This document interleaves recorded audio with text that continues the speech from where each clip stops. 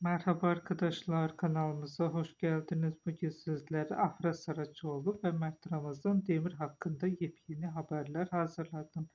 Afra Saraçoğlu ve Mert Ramazan Demir neden bu kadar popüler?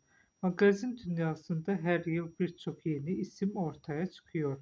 Ancak bazı oyuncular var ki yıllar geçse de konuşulmaya devam ediyor. İşte Afra Saraçoğlu ve Mert Ramazan Demir de bu isimlerden ikisi. Peki onların bu kadar popüler olmasının nedeni ne?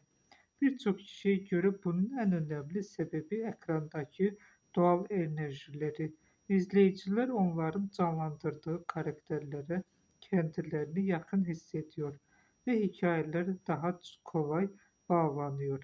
Afra Saraçoğlu genç yaşına rağmen birçok farklı karakteri başarıyla canlandırarak dikkat çekti.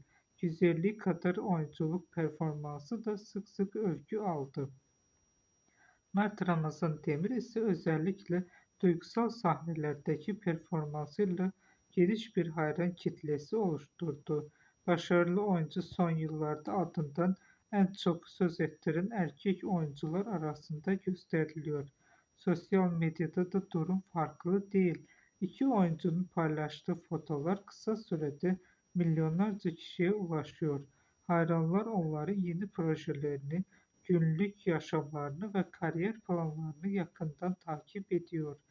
Bazı magazin, televizyon eleştirmenlerine göre Afra ve Mert'in başarısının sırrı genç kuşağın beklentilerine hitap etmeleri. Hem ekran önünde hem de ekran dışında doğal tavırlarıyla dikkat çekiyorlar. Şimdi ise herkesin merak ettiği yeni soru şu: önümüzdeki dönemde hangi projelerle karşımıza çıkacaklar?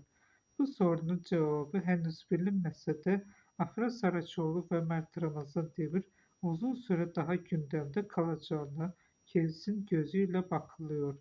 Sizce son yılların en başarılı genç oyuncular arasında yer alıyorlar mı? Yorumlarda düşüncelerinizi paylaşmayı unutmayın. Bir sonraki videoda görüşmek üzere. Hoşça kalın.